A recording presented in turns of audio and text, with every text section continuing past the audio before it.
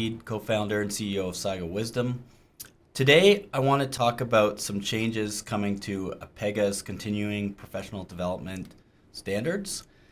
And you may have already noticed this or known this is coming, but what I'm going to do is just walk you through the APEGA website, explain what APEGA's published so far. So if you're a licensed member, either an engineer or geoscientist in Alberta, you know what to expect when these changes come, and also a little bit on how SAGA Wisdom can be used to help out with the new practice or standards. So I'm going to go here to the Continuing Professional Development Program. Now, you'll notice if you've been on here and recording your CPD hours that it says changes are coming to the CPD practice standard. Learn more here. So I'm going to click here. And then when you get to this part, you'll also see that it says that these proposed changes are for reference only and not in effect until further notice. So currently we're still on the old CPD system where you track your hours. However, it looks like, everything that they've indicated coming up to this is that we may see these changes sometime in 2025. Okay, so how can you get prepared for this? Well, first of all, you can go down here, and they've been very helpful in providing the revised standard as a draft, and also something new called the Professional Annual Competency Evaluation Practice Guideline. They're calling it PACE for short. So I'm going to open up the CPD standard first. So there's lots of things in this document, but one thing you'll see if you go down to where they talk about continuing professional development, there are actually two things you have to do here, two separate categories. The first one is learning modules, and what that is that's APEGA's learning modules, and those are mandatory, and they're going to cover the various APEGA things you need to know, what it means to be a licensed professional, presumably, legislation, any references saying here to bulletins, principles of professionalism, ethical practice. So those will be mandatory, and those will be completed through APEGA's learning platform. Now, the other piece here is called the Professional Annual Competency Evaluation, or the PACE plan. And if you look into this a little further, there's actually two things you have to complete at a minimum for your PACE plan with respect to the continuing professional development. Okay, so what the PACE plan essentially it appears to be here is it's your own sort of personal development plan for your licensing as an engineer or geoscientist. And in here, among other things, you have to at least complete two CPD activities that are outside of APEGA's learning modules. So these are separate, and you have to go out and do these on your own.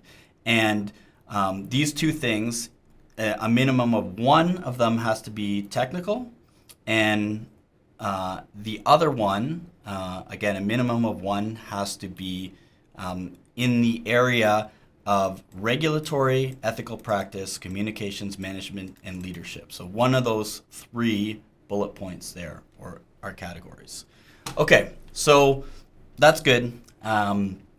It's a little bit of a change. Now you're no longer just reporting hours in their system. You actually have to create this plan. You have to have at least two CPD items or activities in your plan each year, and one of them has to be technical. The other one has to be in the regulatory, ethical, or communications management and leadership.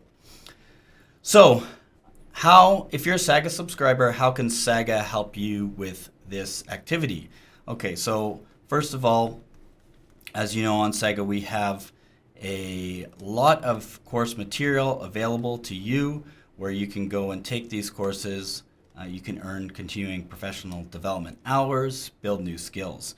We have categories ranging from very technical to introductory, and then also what we call power skills, which is basically that leadership and communication and ethics piece. So you can, if I'm going to go and enroll in a course on SAGA, so let's say, for example, I want to plan out my year so that I don't want to get stuck at the end of my APEGA year trying to fulfill these requirements last minute. The first thing I can do is I can enroll in courses, and I don't have to start that course today. I can schedule that enrollment for whenever I want to start completing that course. So for example, let's say I wanted to enroll in this emissions management fundamentals course. I can click enroll now, and I can change the start date to somewhere where I believe I'll be able to start completing that course. I can specify the time frame that it's going to take me to complete that course. So maybe I want to do that in a few months. It's going to tell me what my hourly commitment is. So how many hours a week do I have to do to meet that deadline that I've imposed on myself? And I can click enroll. And I can do this for as many continuing professional development activities as I want to do that year.